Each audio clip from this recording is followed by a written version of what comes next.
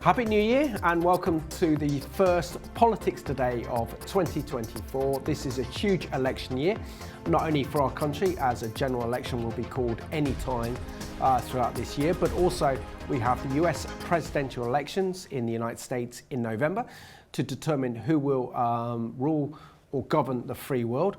And then, of course, there are another 11 elections taking place across the world, including the European parliamentary elections.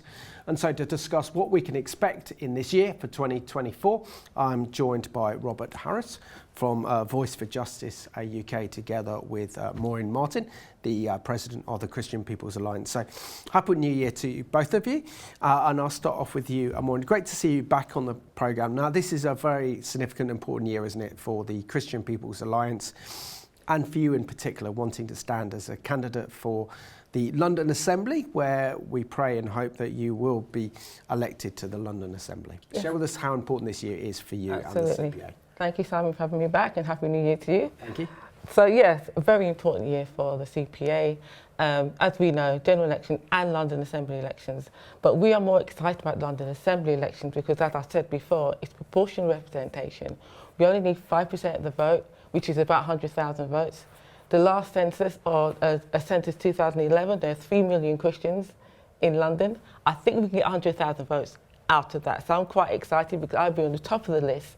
So if we do get that 5% of the vote, I'll be elected to London Assembly, and Christians will have a voice in the GLA for the first time in its history. Well, let's pray that that happens. And Robert, Happy New Year. Great to have you back on the programme. Just share with us how an important and significant year 2024 is for Voice for Justice UK. Thanks for having me back on the programme, Simon. Happy New Year to you. Thank you. Well, Voice for Justice UK has commissioned the inquiry into discrimination against Christians, which was launched in the autumn, and it's going to sit for 2 years. We are hearing evidence from witnesses, Christians who believe they have been discriminated on account of their faith in all manner of contexts, whether it's employment, online, in any context you can imagine.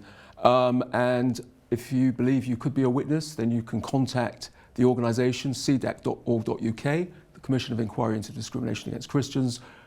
This year, we already have a number of people lined up for giving their testimony. Now, you may want to be anonymous, you may want to be public. We have already got all the formats in place for either kind of testimony. So don't worry if you feel that you need to keep certain things quiet, you can still give evidence. So that is a big piece of our work. Excellent. I know that you handle that very diligently and you put a lot of work into it, so thank you. And Maureen, what are your thoughts on what is a very dramatic political year with so many elections? I mean, firstly, we have our own elections here in the UK that Rishi will call sometime soon, looking like possibly like a May election so far. We also have the huge US presidential elections in November, elections in Russia, Taiwan, India, Mexico, and the European Parliament. Share with us how significant this year is in terms of general elections across the world. Amazingly so. I mean, you've seen that, you know, in the year gone by, 2023, there were some populist backlashes through elections like Giorgia Meloni in Italy, we have Javier Milei in Argentina, and Geert Wilders in the Netherlands. Very unexpected victories for the right, with a populist backlash of people who realise that the governments they've had thus far are not working for them. And these other parties are basically speaking on behalf of the people, even though they are right-leaning, and in the past have been sort of minimal, kind of nominal parties, but have come into the forefront.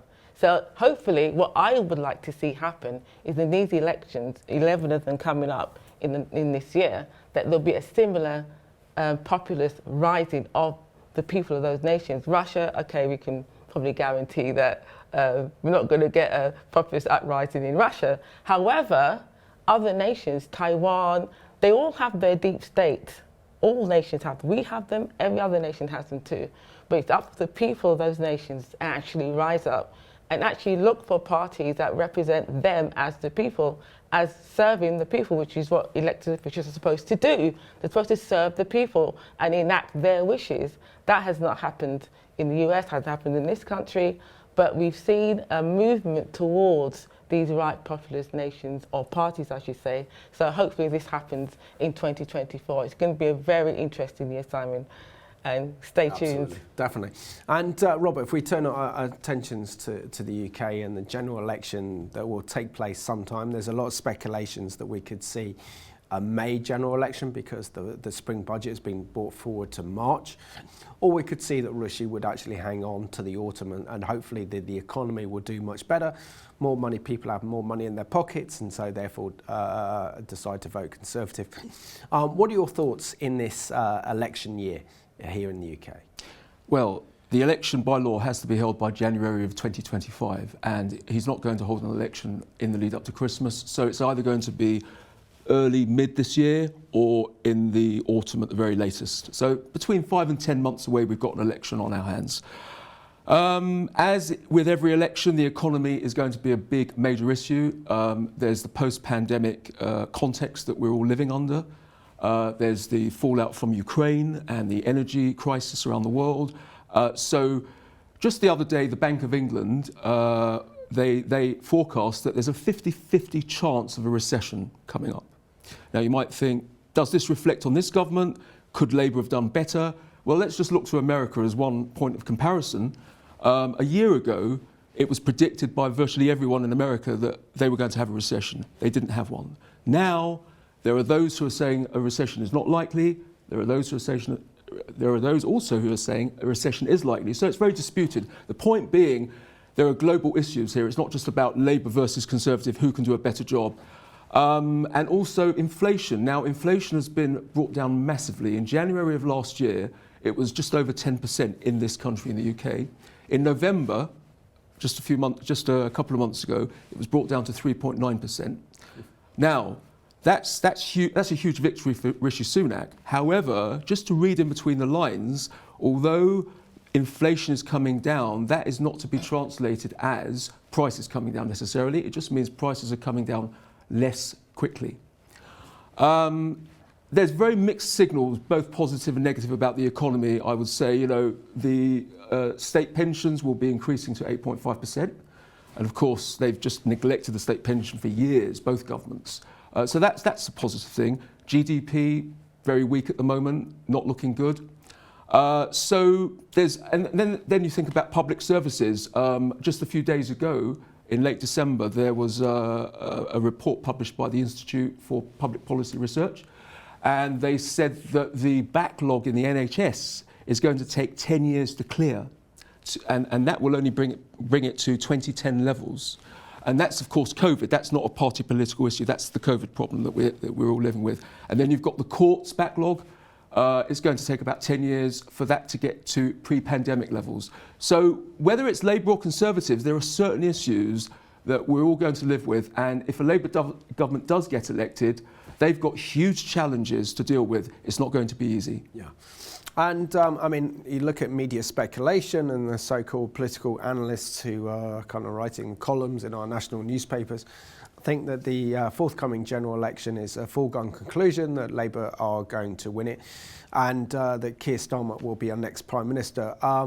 But do you think he and the Labour Party are ready for government, considering that his strategy is, I don't want to win the election, but I want the Conservatives to lose the election? So very, very cautious in his approach. Do you think that is enough to convince the British electorate that he has what it takes to become Prime Minister? Well, are the Labour Party ever ready to govern? I mean, the last Labour government left over 140 billion in debt, a deficit. And then when the Conservatives put in the austerity measures, they criticised them. So are they ever ready to govern? The Daily Mail quoted about Keir Starmer, the most reliable thing about him is his unreliability. That's a good quote. He switches, according to public opinion. He switched on the immigration issue. He was criticising the Rwanda initiative, and then admitted that the public do want some policies on immigration to progress or process immigration in a foreign country. So he completely switched on that.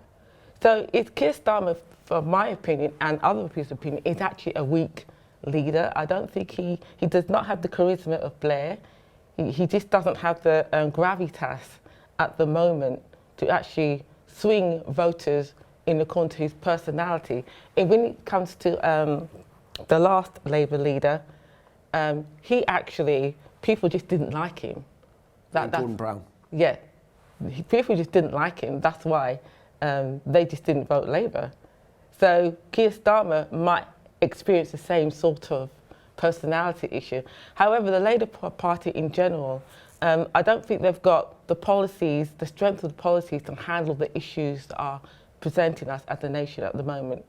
And because Keir Starmer is very unstable in his approach and the things he says, I don't think they have what it takes, even though the polls may be showing them to be the apparent winners. I don't think he has the gravitas as the leader to actually address properly the problems the UK is facing at the moment. And Robert, a bit of a political analysis here. When we do the maths, we have to understand that the Conservative Party still have a huge majority, and it's going to take some campaigning to swing those votes to Labour, for Labour to have a majority. Is there a chance that this election is going to be far closer than political commentators are actually thinking it would be? That's one of the big questions. Of course, when we look at the polling, the Conservatives lag behind about 19 points from Labour. Now, we know polls are not always accurate. They can be way out sometimes. But then there's the question, if we get consistent results from polls, as we appear to be getting, that does seem to indicate that there's some truth in them. On the other hand, the election is not tomorrow. There's still months to go. And as I said a few moments ago, it's between 5 and 10 months away. A lot can happen between now and then. Although if you look at the economic forecasts, if they are to be relied upon, we can get some sense of where the economy is going. And a lot of people do vote according to how much money is in their pocket rather than perhaps broader issues that they might think don't concern them directly at the time. So it's very difficult to predict these things. It does look as though Labour is very much in the lead, and it's difficult to imagine how that might change. On the other hand, politics does change very quickly. And there's all sorts of things going on the international scene, Gaza, Israel, Ukraine. Who knows what could change in terms of the image of Labour or the Conservatives in terms of how they respond publicly to these very significant issues. Yeah. And Maureen, I suppose one thing in favour of Keir Starmer and the Labour Party at the moment would be the collapse of the Scottish Nationalist Party up in Scotland, that would give Labour the majority of seats in Scotland, which they could then turn to their electoral advantage in Westminster. Since Nicola Sturgeon left, we think she was forced to leave because of her gender bill. But since she's left, Hamaz Youssef has not been as popular as she had been. He's put in some very unpopular policies. He's raised taxes, and they're just not happy with the way he's leading the SNP or even the country as the First Minister. Therefore, Kate Forbes would have been a better choice for the SNP. However, we know she was she's blocked. a Christian, so she can't. Exactly. She was blocked because of her Christian belief. But yes, I mean, the SNP have dropped significantly in popularity, and quite likely Labour will take up those voters that have left the SNP. So it's very likely that the Labour Party will gain significantly in Scotland over the SNP. And Robert, when it comes to voting, and whenever Rishi Sunak actually calls a general election, we actually have a voting day, what are the issues that Christians, viewers watching this programme, need to take into account when they put X on the box to mark their choice of who they want to see serve them in Parliament, but also the political party to actually represent them? There are multiple issues. In terms of what's going on right now and in the months ahead, I think there are two issues that come to mind. Firstly, euthanasia. It's better known now as assisted dying. There's absolutely no doubt they will bring it back to Parliament. We don't know when. It's likely to be this year, but we can't be sure. What I urge our viewers to actually do is you should contact your MP and find out what he or she believes on this issue. And if they are wavering, they will listen to you. If you've got concerns, they will listen to you. They want to be re-elected. They're not just going to completely ignore you. I know there are some MPs, they won't change their mind no matter what. But you need to make your voice heard. Don't think this deal has been done. It has not. It is not part of our law. And I know this is a whole separate discussion about the rights and wrongs of legalising euthanasia. We are against it. The Voice for Justice does not want that legalised. Then the other issue is just a few days ago, the Department for Education published draft guidance on transgender issues within schools, and it's very positive as a starting point. It gives parents the right to be participating in the discussion about whether a child should be affirmed or not in the opposite gender. There is a consultation that the government has now opened up, which means parents and others are invited to give their views. Again, you should contact your MP and make your voice known, because if they don't hear from you, they don't know you exist. Absolutely. They might come the election day. And Maureen, turning to the other side of the Atlantic now, I mean, we've got the US presidential elections in November 24. And of course, whoever wins the presidential elections becomes leader of the free world. So this has huge international consequences about how the world is governed. Will we have a peacer, more stable world, or will we have a president in power who appeases evil dictators, and we see the rise of evil? So there is so much at stake come November. But what are your thoughts on what looks like to be a very dramatic and, can I say, ugly political campaign to see who will occupy the White House going into 2025? Indeed, it's going to be very eventful, to say the least. Yeah, we have a campaign right now to stop Trump at all costs. This is what's going on. We've seen some, very interesting things happen that have never happened in US history before. You've seen a former president indicted 4 times, no less. These things have never happened before. So they are determined that whatever happens, there will never be another Trump administration. They were caught napping in 2016, and he got in. We had 4 years of peace and prosperity, and now we've had the world pretty much on fire, and literally, with just 3.5 years of a Biden administration. So the difference between who sits in the White House makes significant impact on the world stage, geopolitics, and the economic stage as well in the US. So it's going to be very, very volatile, because they are determined that whatever happens, they do not want another Trump administration. So you haven't seen anything yet. More things are going to happen. It's going to be quite dramatic, and unprecedented things are going to transpire because of that determination to stop him from holding office again. And Robert, I know that you have a great interest and passion for US politics, but sadly JFK is not running in this year's presidential election.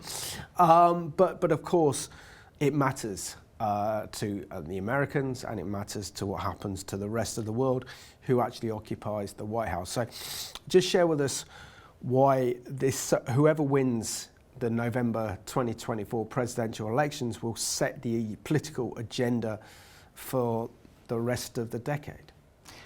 Look, it's hugely significant. The President of the United States is not just the President of the USA. They are a world leader, whether we like it or not.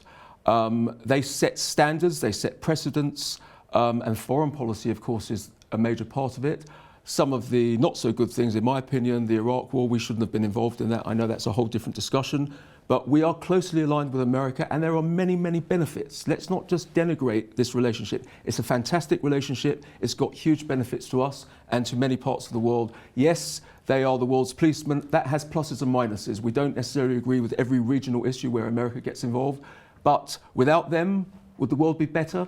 I don't think so. So I think the person in the White House, we need to think very carefully and pray very carefully about who that person is, and that's a personal conscious decision. Everyone's got their own views on that, but it's very significant. And also, they are the world's leading economy still. China hasn't yet caught up.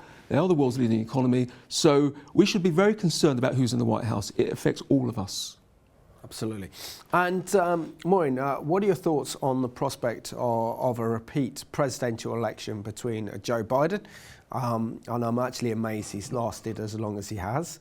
Consider his kind of mental state and saying how fragile he is and how much he's in control as president are kind of big questions. Against Donald Trump, as we saw in 2020. There won't be a match-up between Donald Trump and Joe Biden. I can almost guarantee you Joe Biden will not last until the actual election. There's only 2 ways that the Democratic Party can go at the moment. He either resigns or they initiate the 25th Amendment on him. I think he's going to resign eventually because of the Hunter Biden scandal, and it's quite obvious he's been very involved in his son's business dealings. So, quite frankly, it's going to be another person that actually runs on the Democratic ticket. And who that person is, it's speculation.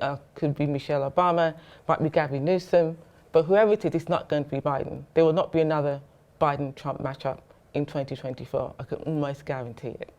He's too unpopular, Biden. So there's no way.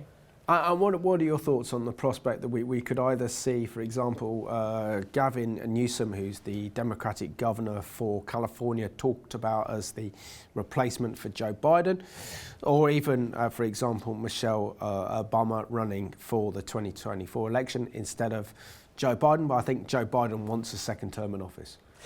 Well, I think a lot of people within Democrat circles have now gone public reluctantly to express their concern that Biden is going to seek a second term. They kept quiet for most of the time because they knew it wasn't expedient to voice such views. As far as I understand, there's no rule within the Democrat Party that allows them to say, sorry, you can't stand again. They can't do that. It wouldn't surprise me that they have had private words with him and said, look, you need to give this up at the end of this term. Has that happened? Who knows?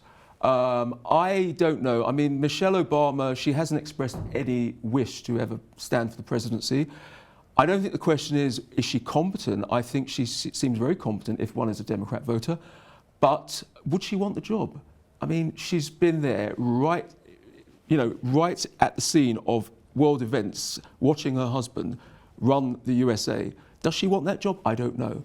She hasn't expressed a willingness for that. So I don't know. I suspect she will be in with a very, very high chance if she does go ahead, because they haven't had a woman president yet, and I think it's about time they do have one. So yeah, we can speculate, but if he does go for a second term and he wins, it's going to be a terrible embarrassment. I mean, even if you're a supporter of his, the man is struggling cognitively. I mean, I don't think this is an age issue. I've met many people in their 90s, older than Biden, who are very much with it. They have a huge amount to contribute to society. I think it's about, in his particular case, his cognitive abilities are deteriorating. I mean, when he's making speeches, even he's reading from his speech and he's getting countries mixed up in war zones. I mean, that is a terrible embarrassment. So I think, yeah, he shouldn't be standing for a second term, but we have to wait and see what happens. Absolutely. And of course, on to the big question in US politics. Could we see Donald Trump emerge as the Republican candidate for the presidential elections come November? He's a very divisive character, and of course he's talking about wanting to carry out retribution. He won't have the same sort of Christian support that he had prior to the last presidential election he fought and won in 2016. So this will be a very different Trump administration if he's able to pull off that and win the 2024 presidential elections. Right, Trump used the word retribution, but I think the word is really justice, because real crimes have been committed by various people, you know, Obama, Biden and Hillary Clinton have committed real crimes. It's not the fake crimes that they're charging Trump with. These are treasonous crimes, and they need to be addressed, they need to be adjudicated, you know, and fully prosecuted. Even though, you know, some of them are former presidents, but they've set a president already themselves.